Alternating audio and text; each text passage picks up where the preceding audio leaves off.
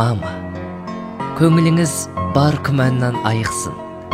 Дәл осы ару маған мәңгі жар болып, сізге келін атануға лайықшын. Әкем менен батаңды бер дүйім жұрт, бәрекелді, батал ұл деп айтсын. Кенже ұлдың қолына кеп мәз болып, келін жұмсап, отыруға лайықсың. Мама, ол қыз жайлы айтқам сізге білесіз. Өзіңізге ұқсап қалған мінезі, келін емес, қызым бұл деп жүресіз.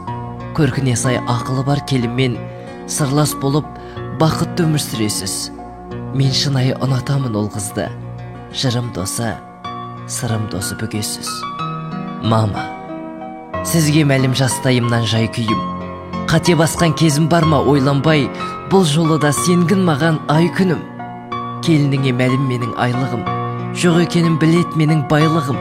Сендерсіңдер, және сол ғой байлығым. Ол өзі де мақтару шыдамды, бір басында жетіп жатыр қайғымың. Соның бәрін бірге жеңіп шығамыз.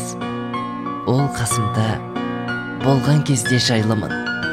Ол әзірге бұл жайында білмейді.